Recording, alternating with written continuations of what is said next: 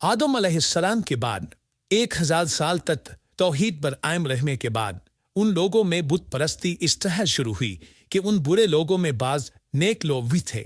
ये बुरे लोग उन नेक लोगों से बहुत मोहब्बत करते थे और उनसे तक़र्रुब हासिल करते थे, उनकी शान में बहुत मुबालजा करते थे, जैसा कि आजकल बाज लोग उलमा और सालेहीन की मदह सलाई में ज़मीन व आसमान के कुलाबे मिलाते हैं। यही चीज़ बाद में शिर्क का ज़रिया बनी।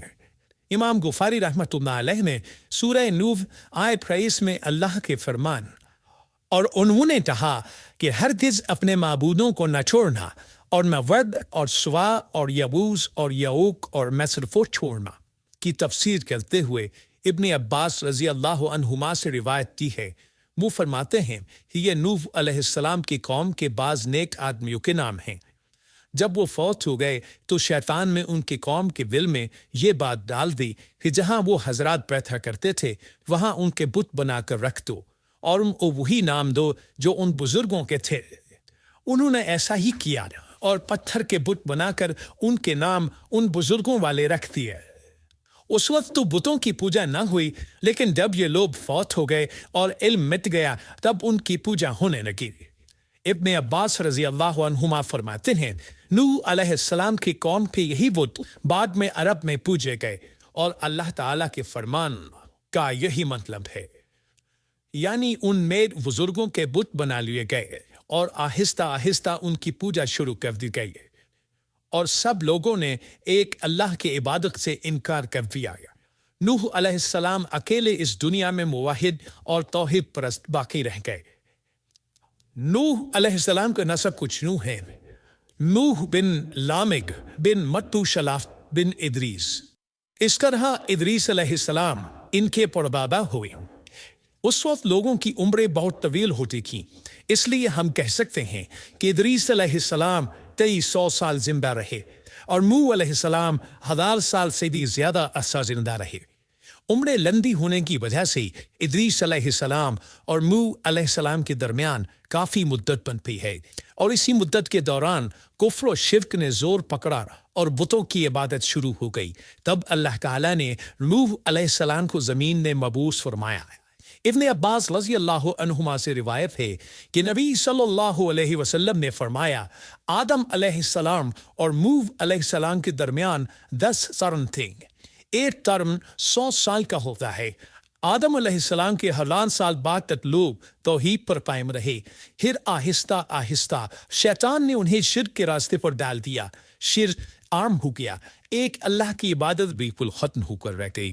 तब अल्लाह ने नूह अलैहिस्सलाम को मबूस फरमाया। उन्होंने अल्लाह की तरफ दावत दी, उन्होंने बहुत मुशक्क़त उठाई, जैसा कि सूरह नूह में अल्लाह फरमाते हैं अल्लाह ताला बख्शिश और रहम करने वाले के नाम से शुरू करता हूँ।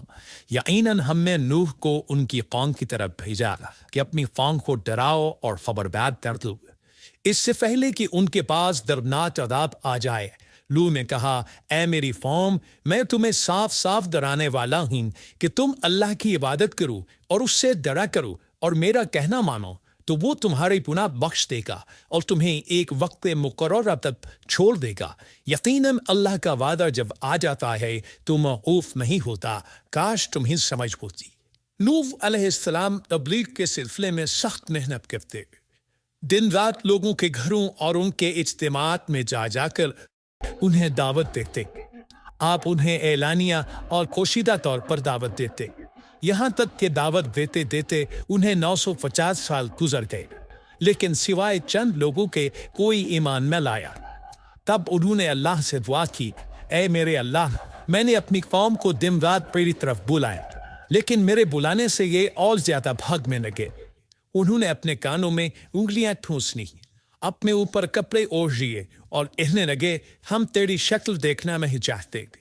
मेरे अल्लाह, ये लोग तेरी बातें सुनना पसंद नहीं करते। मैंने फिर भी उनसे कहा, अपने मालिक से बख्शिश तलब करो, वो बड़ा बख्शने वाला है। उस वक्त नूह अलैहिस्सलाम की कौम में एक बादशाह था, वो बहुत मगरूर था। वो कौम से कहने लगा, नूह की बातों पर कान न धरना और मैं इससे बहस करना। ये जो करता है इसे करने दो, तुम अपने बुतों की पूजा पर डटे रहो। चुनाचे लोगों ने नूह अलैहिस्सलाम की बातों की तरफ से कान बंद कर लिए, अपने बादशाह की बात पर अमल करने लगे। तब नूह अलैहिस्सलाम ने अल्लाह से फरियाद की, ऐ परवरदिगार, ये मेरा कहना नहीं मानते, उन लोगों की सुनते हैं जिनकी औलाद और माल ने उन्हें फायदा तो न दिया, उल्टा नुकसान पहुंचाया, और उन्होंने मेरे साथ बड़ा दाव किया, यानी दूसरों को मेरे दरपे कर दिया, खुद भी मुझे सताने में कोई कसर न छोड़ी, और आपस में एक दूसरे से कहने लगे, अपने बेवताओं को न छोड़ना, मैं वद और मैं सुआ और मैं यहूस और मैं यऊक और मैं नस्ब को छोड़ना। इन लोगों ने बहुत से लोगों को गुमराह कर डाला, और परवरदिगार तू ऐसा कर कि ये जालिम और ज्यादा गुमराह। इस तरह नूह अलैहिस्सलाम ने 950 साल दिन रात लोगों को अल्लाह की तरफ बुलाया, लेकिन इतने तवील अरसा में सिर्फ 80 के करीब लोग मुसलमान हुए, और उन ईमानदारों की अक्सरियत फुकारा, मसाकीन, नातवा और गुलाम किस्म के लोगों पर मुश्तमिल थी, जिनकी मुआशरे में कोई हैसियत नहीं होती। मुश्किल से 10 ईमानदार ऐसे होंगे जो शरफ जहाँ के मालिक होंगे। चुनाचे नूह अलैहिस्सलाम के मगरूर सरदारों ने जब इस सूरत हाल को देखा तो इकट्ठे होकर नूह अलैहिस्सलाम के पास आए और कहने लगे, ए नूह, हम चाहते हैं तेरी बातें सुनें और लोगों को भी तेरी बातें सुनने की तरगीब दें और सब कुछ पर ईमान ले आए, लेकिन इससे पहले हमारी एक शर्त है, लेकिन आप इस हल्के में जो ये जलील और हफील लोग आ गए हैं, इन्हें धक्के देकर अपनी पास से निकाल है, इसलिए कि हम अपनी कौम के सरदार, चौधरी और मकाम मर्तबे वाले लोग हैं, इसलिए हम इन फकीर लोगों के पास नहीं बैठ सकते। अगर आप इन्हें निकाल देते हैं तो हम ईमान ले आएंगे। अल्लाह ताला ने नूह अलैहिस्सलाम की कौम के इन सरदारों की तरवीब सूरह हूद आयत 27-31 में की है। अल्लाह ताला फरमाते हैं, काफिर सरदार नूह से कहने लगे, हम तो यही देखते हैं कि तू हमारी तरह एक आदमी है, और ये भी देखते हैं कि सिर्फ उन लोगों ने तेरी पैरवी की है जो हम में रजील हैं, वो भी ऊपर की अकल से, और हम तो तुम्हें किसी बात में अपने से ज्यादा नहीं पाते, बल्कि तुम्हें झूठा ख्याल करते हैं। नूह ने कहा, ऐ सरदारो, बतलाओ को सही, अगर मैं अपने रब की तरफ बाकी रखा है, जैसा कि अल्लाह ताला फरमा रहे हैं, और बेशक हमने इस वाक़े को निशानी बनाकर बाकी रखा, बस है कोई नसीहत हासिल करने वाला। इस सदी में उलमा के एक ग्रुप ने इस तशखीस को तुर्की के एक पहाड़ पर पा लिया है। अब वो 2 टुकड़ों में तकसीम हो चुकी है। इसका हुलिया वही था जो बयान हुआ। अल्लाह का फरमान सच्चा साबित हो गया कि हमने इसको निशानी बनाकर बाकी रखा है। इसके बाद तूफान आया। अल्लाह ताला ने नूह अलैहिस्सलाम को इस तूफान के ज़ुहूर की एक निशानी और अलामत बताई थी। नूह अलैहिस्सलाम के घर में एक तनूर था। अल्लाह ने फरमाया, जब ये तनूर जोश मारने लगे और पानी उससे उबलने लगे तो समझ लेना अल्लाह का वादा आ गया। चुनाचे उस वक्त मोमिनों को और अपने अहलो अयाल को और ज़मीन पर बसने वाले तमाम जानवरों का जोड़ा जोड़ा इस कश्ती में सवार कर लेना। तनूर से क्या मुराद है, इसके मुतालिक मुफस्सिरीन में इख्तिलाफ है। बाज कहते हैं कि इससे मुराद एक चश्मा है जो ज़मीन से निकलता है, लेकिन राजे रिवायात के मुताबिक इससे मुराद मारूफ तनूर है जिसमें आग जलाकर रोटियां पकाई जाती हैं। ये तनूर नूह अलैहिस्सलाम के घर में था और इसी को अल्लाह ने तूफान के आने की अलामत बताया और फरमाया कि जब ये फूट पड़े उस वक्त हर चीज का जोड़ा जोड़ा कश्ती पर सवार कर लेना।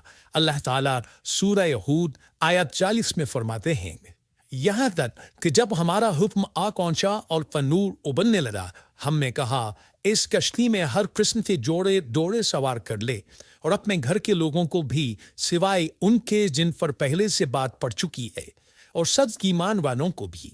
उसके साथ ईमान लाने वाले बहुत ही कम थे। कश्ती में सवार होने वालों की तादाद 80 बताई जाकर है। चुनाचे जब तनूर जोश मारने लगा तो नूह अलैहिस्सलाम कश्ती में सवार हो गए।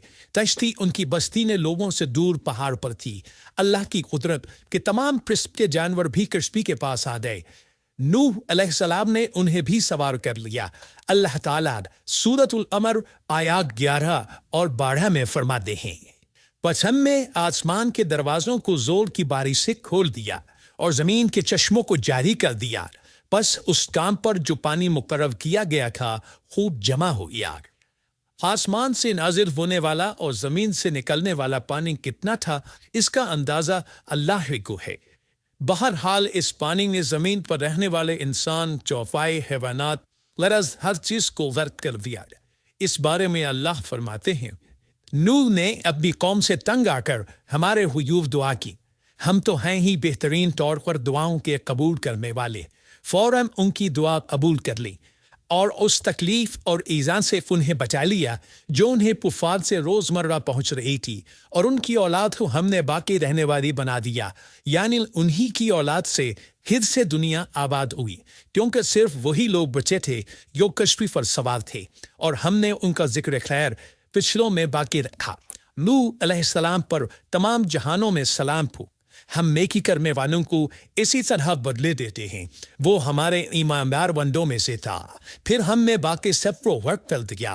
اللہ مزید فرماتے ہیں، جب پانی میں طوفانی آ گئی رہے تو اس وقت ہم نے تمہیں کشتی میں چڑھا لیا تاکہ اس کو تمہارے لیے نصیحت اور یادگار بنا دیں، تاکہ یاد رکھنے والے کان اس کو یاد رکھیں۔ یعنی پانی اتنا زیادہ ہو گیا کہ اس سے تمام شہر، بستیاں، انسان اور جانور غرق ہو گئے، یہاں تک کہ پانی بلند پہاڑوں سے بھی اونچا ہو گیا، اور اتنے بلند پانی پر یہ کشتی نوح علیہ السلام اور ان کے ساتھیوں کو اپنے دامن میں سمیٹے اللہ کے حکم سے اور اس کی حفاظت میں پہاڑ کی طرح رواں دواں کی، ورنہ اتنے طوفانی پانی میں کشتی کی حیثیت ہی کیا ہوتی ہے۔ نوح علیہ السلام کشتی میں سوار ہوئے اور انہوں نے اپنے ساتھیوں کو حکم دیا کہ وہ یہ دعا پڑھیں، اللہ ہی کے نام سے اس کشتی کا چلنا اور ٹھہرنا ہے، یقیناً میرا باندھنے والا بڑی بخشش اور رحم والا ہے۔ یہی اللہ کا حکم آپ کو تھا کہ جب تم اور تمہارے ساتھی ٹھیک طرح بیٹھ جاؤ تو کہنا، سب تعریف اللہ ہی کے لیے ہے جس نے ہمیں ظالم لوگوں سے نجات عطا فرمائی، اور کہنا کہ اے میرے رب مجھے بابرکت اتارنا اور تو ہی بہتر اتارنے والا ہے۔ اللہ تعالیٰ نوح علیہ السلام کو نصیحت کر رہے ہیں کہ اللہ آپ تو اور آپ کی اہل کو نجات عطا فرمائیں گے۔ تشبیہ نے نوح علیہ السلام کے کافر بیٹے کے علاوہ تمام ہر والے سوا طرف سے جو دلیل آئی ہے اس پر قائم ہوا، اور اس نے اپنی مہربانی سے مجھے سرفراز کیا اور تم سے وہ چھپی رہی تو کیا زبردستی میں اسے تمہارے سر منڈ دوں گا، حالانکہ تم اس سے بیزار ہو۔ میری قوم والو، میں تم سے اس پر کوئی مال نہیں مانتا، میرا ثواب تو صرف اللہ تعالیٰ کے ہاں ہے، نہ میں ایمانداروں کو اپنے پاس سے نکال سکتا ہوں، انہیں اپنے رب سے ملنا ہے، لیکن میں دیکھتا ہوں کہ تم لوگ جہالت کی بات کر رہے ہو۔ میری قوم کے لوگوں، اگر میں ان مومنوں کو اپنے پاس سے نکال دوں تو اللہ کے مقابلے میں میری مدد کون کر سکتا ہے؟ کیا تم کچھ بھی غور و فکر نہیں کرتے؟